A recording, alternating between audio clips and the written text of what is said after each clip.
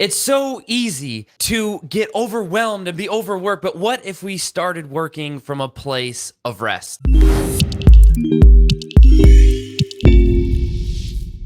What's up, FlowChat fam and sales ascenders? Hey, you're back for another spotlight, and today's guest comes from a really powerful perspective. There's so much power in rest. When we have enough energy, energy is a crazy valuable currency for all of us business owners and sales and marketing professionals, because when we have energy, like we're in the flow zone and like things make sense and we can make decisions and it feels good. But when we're not, what does that feel like? It feels like burnout. It feels like overwhelm. It feels like, how are we going to make it through this day? Why am I doing this? And it turns into I don't know, this like spiral that all of us have probably felt at some point if we've been doing this entrepreneurial game long enough. But we can make all that go away today, because we're joined by our fellow FlowChat fam member, Melony. Melony, how's it going today? Great. Hi. Great to have you on. I appreciate you coming out and sharing some of your superpower with the community today. Well, thank you for having me. I love being a part of this community. I love seeing what everybody's doing, and it is so exciting to see how everybody is growing and implementing FlowChat and just learning the more that we can do with it to make a bigger impact.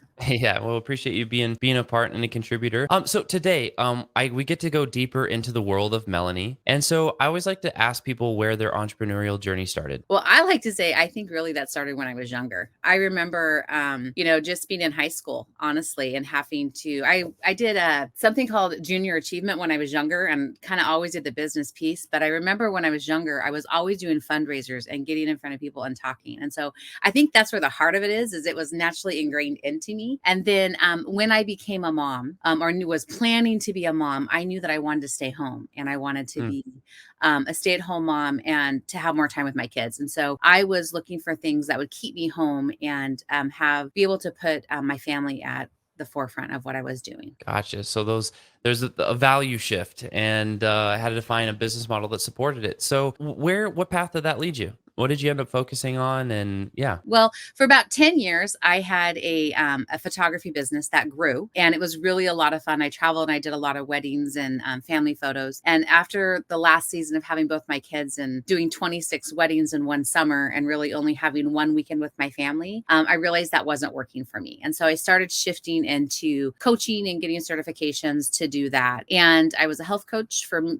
about 8 years. And then life kind of hit. And when life hit, I went through a period where I lost 5 people in 9 months. And after that, I really wanted my life to make a difference. And I wanted every day to count. And I wanted to be able to impact somebody and make sure that this day counted, because each day is a gift and I wanted to live it. And so I started getting different certifications as to be a qualified health coach. In fact, I kept finding myself on stages where I was speaking and thinking, how am I on the stage speaking with these people? Like, I don't have the same letters. And so that was kind of a confidence shift for me. And so I started getting some different training and went through and then just started implementing it and just loving what I do and helping people look at their goals and be able to do that. So I've done about 20 years plus of strategic business coaching. That's a couple decades. We'll teach you a few things. Let's go back to the first stage that you stepped on. What was that like? I'm trying to think of what that was. I would think What's the first one that comes to mind? I'm just curious, because when it comes to like you made a powerful comment. I found myself speaking more and more on stages, and so I was curious, what that message was, and what that shift was. Well, I also run a nonprofit, and so I will say this is kind of what happened. Is there was this event called Dare to Be with a lot of with Chris Tomlin and Jamie Grace, and they were honoring my nonprofit, and so we were going to have somebody share a testimony about my nonprofit, and that person wasn't able to be there. And so that was the night that I had to share my story for the first time. And sometimes, we're not ready, or we think we're not ready, but we really are. And I always believe that God equips us where he calls us, and he will use those that are willing. And so that was the first time. It was a really big stage, and I was nervous, but really at that point, I realized that my story mattered and that it can make to somebody. That's really powerful. I think, like, for everyone listening, watching this, that's partly, I didn't know that was going to be the answer, but when somebody like is in their journey and then they like, attention might not be the perfect word, but being noticed maybe is the right word. It's like, oh wait, can you share that with more people? That was really good. When that starts to happen, it's like, what is that moment and how is that? Sometimes people, they don't discover that till 5 or 10 or more years into their journey, but that's something they could have been sharing the whole time, because it's a big part. So I appreciate you opening up about that. So you realized that your story matters and you started sharing that with more people. How are you most useful to others? What's your superpower? Well, I love to help people find the gifts in themselves. I think there's things that we do naturally that we sometimes don't even realize what a blessing it can be for somebody else. And when we can identify those gifts that we have, and we use those on a daily basis, it is not hard. It is easy because it's a gift. So a lot of times somebody will ask us, "Can we do something?" And we're not in the right place. We're serving, or we're working in the wrong area. And that is one of the ways we can become really exhausted. So when we are using our gifts or identifying the things that give us joy, and we can make a difference to somebody else, then it makes that load a lot lighter. And so helping people identify the power in their yes and their no, and Mm. knowing what to say yes to and what to say no to, and really feeling okay about that. Yeah, yeah. What are a couple things or patterns you've seen people struggle with when it comes to saying yes or no? I think volunteering. I think volunteering and feeling like, oh, I need to volunteer in this way, or you know, or joining something and not having time. I think it's a little different now because of COVID, because we're at home. And so Mhm. we have to adjust that. But as we open back up, it's as a mom, am I going to say yes to that, or am I going to still do my time block and work on the things I need to? Am I going to I think that's the biggest thing, saying yes to a program and Mhm. really implementing it, like, or thinking, "Oh, I need something else," when they really just need to stay where they're at and implement what they Yeah. have so Yeah. they can get the fullest of what they have. And, I think the other part is just asking for help. I think sometimes we need to ask for help and say, "I'm not getting this," or offering it to somebody else, because when we ask for help, it allows somebody else to use their blessing, to be a Mm. blessing, to use their gifts. So I think not having shame and knowing your boundaries. I help people kind of look at what is their vision and what is their mission, and I help them do that for their business and for their family. And so that way, your family can support your goals as well, and you're more in alignment. You mentioned family and kids. I know that's a huge value for you. How old do your kids think about this entrepreneurial thing? Well, they're a huge supporter, because I've always just been really open with my kids. And I'm like, this is what I'm working for. This is what I want to do. And, I do say no sometimes. And it makes me kind of think of one time when there was a fundraiser at school, and my daughter wanted to sell cookie dough. And that really wasn't, I was going on a trip, and it didn't really fit my schedule. And it kind of was a saboteur. I didn't really want a lot of cookie dough in my house, to be honest. So I was like, we're not going to do that. Um, that fundraiser. And she said, she really wanted to, because the school, they're so smart, you guys. They dangled a carrot in front of them, just like, oh, like, if you do this, you can get that. Well, she wanted to ride in a limo. And so Okay. she was basically, our nonprofit supports survivors of human trafficking and domestic violence. And so I said, if you're going to do that, you need to do it on your own, because I can't help you with that one. And I'm not going to do it. And so she got on the phone and she called people and she said, "Hey, my school's having a fundraiser, and you can support me one of two ways. You can buy cookie dough and have the cookie dough, or two, you can buy cookie dough and donate it to my mom's nonprofit, and we'll help, and they'll go to survivors of human trafficking and domestic violence." And when she did that, it was in alignment. So now I had to support her, right? Because it was our mission. And anyhow, Love it. so they've just learned to use their voice the same way. I think it lets them know that, they can dream big and go for it.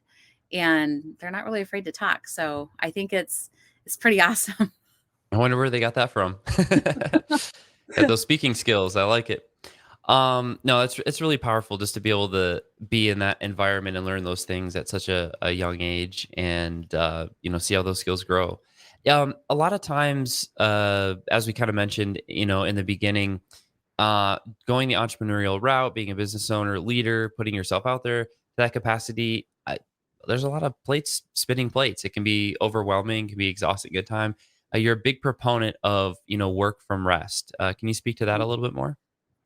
Well, I will say that is something that changed my life. That is something that, when I went through that 2 years of grief and I came out of that, I needed it to be different, and I was exhausted. Um, and I went through a 2.5 year pastoral training. And when I went through that, that was one of the things that they taught about, was really abiding in Christ and working from rest. And so what that looks like, if, and this is who I am. So I'm speaking from where I'm at, Be but you. I Yeah. don't want to offend anybody, but it is a great, if you take and you identify what are the things that fill you up, you guys, what are the things that bring you joy? And if you're married or if you have children, that is different for you and it is for somebody else. So for me, I love to be around people. I love to go on walks outside. I love to go on adventures. And when I get in a room full of people, that fills me up. When I'm with, like, my husband, he is much more come home, be in his office area. He needs to be around nobody and he wants to have quiet time. So, you need to identify those things. And so doing that is identifying what you can do, but then scheduling your time differently. And so what that looked like for me was, because my schedule was so packed full, was the first Wednesday of every month. It was the day for me to be filled up. I could go meet a friend. I could do whatever I wanted. I could stay home. I could, go get my hair done, my nails on, whatever it was that I wanted. And that was one day that it was a non-negotiable that nothing got in the way. Mm. And so if I was asked to sit on a board, I had to be accountable, and I had to, to my team, and I had to say, no, I'm sorry, I can't serve on that Wednesday. Is there another time that I can take part and help you with that? Or and if there was really something that I wanted to do, I had to adjust that schedule. And I think in that first year I did it, I adjusted that Wednesday one time. Mm. But the difference of what that looked like is it gave me the ability to, maybe some of you kind of realize that or relate to, you really want to sit down and get to know somebody or spend more time, but you just don't have that time carved out. Right. And a lot of times we don't make ourselves, what's important. And I had to start taking care of myself in a different way. And so anyhow, if I saw like my friend Melissa, I would say, hey, what are you doing the first Wednesday in December? I didn't necessarily know what it was, but I knew that I would have it free. And so after I dropped my kids off for school, I could go do whatever we decided at a later time. So that was 12 days for myself. And then really what that looks like is planning your vacation first, then planning something every quarter, planning something once a month, once a week, and daily. And so you have to identify, like, what are the things that maybe in a day that I can take a break and really fill myself up for 15 minutes. Maybe that's a 15-minute walk outside. So I'm getting outside of my office and I'm outside. Or maybe I'm taking the time and, reading a book or doing the different things. But so here's the thing. October is a great time. So I'm glad we're talking about this. I like to plan my year in October. Really? I plan October Why's to that? October because it sets me up for the year to come. Right. Okay. So it lets me really market for what I want to do through the holiday months, take a little bit of time off, but I'm really planning that. And then, so I plan October through October. Interesting. And so it allows me to, because a lot of people are booking now for speakers next year. People are starting to think about, what am I going to do next year? Right? Well, I need to be planned ahead of time to how to take care of myself, to whether it's going to fit in or not, and to know, what's going to do, and to make sure that I have that time for my family. And I can remember the very first year thinking, geez, it would just be so great to go to the beach for a week. And it took me 2 years to be able to have that time to go to the beach for a week, you guys. But when I did, it was really amazing. And it was something I never thought that was going to happen because I was just so busy. I was so busy saying yes to the wrong things. And now again, I guess I just really feel like as I do that, and sometimes I have to readjust, right? The seasons come and I have to readjust. I've had to readjust my schedule now because in Oregon, our kids are going back to school. So I'm back to driving them a little bit versus where I was just talking, and being able to be on Zoom. But when I do that, I feel like I'm able to give with more joy. I have more energy and passion. I can be more contagious about my mission, and it's more attractive to other people than being exhausted and someone saying like, I don't want to do that, because that is not appealing, right? Like, I don't want to be exhausted. I don't want to be grumpy. Right. And so I think we're just like little kids. If we don't feed little kids, give them naps and give them time to rejuvenate themselves, they're going to be grumpy. Well, guess what, you guys, we can be that way too. And so it's a great way to just take care of yourself in a better way, to know that self-care is not selfish. But when you schedule your time first and then look and see if you can do it, you're going to be in a better place. And that's really what that work from rest is, and helping people identify, how do I create that schedule and how do I find those things that are going to fill me up so that I can have more joy in my life. I love it. It's really powerful. So rest isn't just sleep. It's self-care. It's energetically, what are the things that fuel you? What are the things that drain you? Being mindful of those things. And then where do they fit daily? Where do they fit weekly? Where do they fit monthly? Where do they fit quarterly and annually? And schedule them. And then the accountability piece you mentioned, I think was those are like really solid points. I totally don't have those things on my calendar right now. So they kind of happen when they happen. But man, whatever's on the calendar gets done. So I like that approach. Show me your calendar, show me your bank account, and I'll show you what's important, right? Exactly. So powerful. I think appreciate you sharing that. So you go through kind of your entrepreneurial journey, the elements of your family here, and then also this piece of rest and how you practice self-care and how that keeps you in a um abundant and like an attractive state to continue to grow your business. What I like to ask people, actually, before I get to the last question, where if people are leaning into this, Melanie, where's the best place to find you? Well, I know that a lot of you here are on Facebook, so you can go and join my group, God Squad Community on Facebook, or you can just go to my website, Melony Buenger.com. And you can, reach across any platform that way. I know that there's many different ways to reach people, and I love to help people, because I think there's times sometimes we don't think it's a reality. And I'm telling people, if you do that first, it's kind of like paying yourself first before you pay your bills, or paying your tithes before you pay the bills, right? When you do those things, everything else comes into place. And so this is a way, with putting yourself first and working from rest, will allow you to change your business and your life. So powerful, so powerful. So you can check out her site or go hang out with her on her Facebook group, God Squad. And so what I'd like to end with is essentially why. Um, Being an entrepreneur, you're putting yourself out there. If you're an artist, athlete, someone that's just creating, and there's plenty of other examples, but you know where I'm going with this. It's a vulnerable place, and I think the people that do it are extraordinary. I think they're interesting. I think sometimes they're odd, and a little crazy. Like why keep doing this? Because it's a really uncomfortable process. So I always get fascinated and curious with why. So Melanie, for you, why do you put yourself out there? Well, I think because my mission is bigger. I think that I can have more of an impact, and have more freedom to do what I'm called to do. Um, I think that I know that every day will make a difference, and it allows me to be the kind of mom that I want to Mm, be able to have the time with my children, to be able to be present. I think one of my most favorite quotes that I've learned this year is, be present where your feet are. Right. And so it allows me, that wherever God has placed me, to be present with those people at that time, mm. and to dream big and to go after it. I know that if I work hard, I can create it. But what I do know is, I believe in God-sized goals. And I believe that sometimes that goal is bigger than us.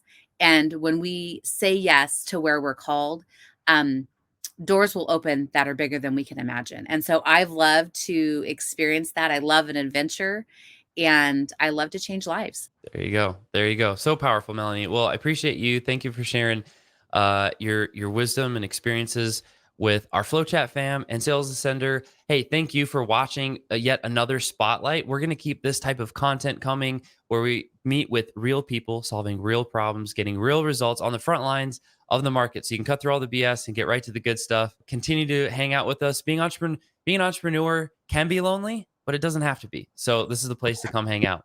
All right, you guys have a great rest of your day, rest of your week, and we'll see you next time.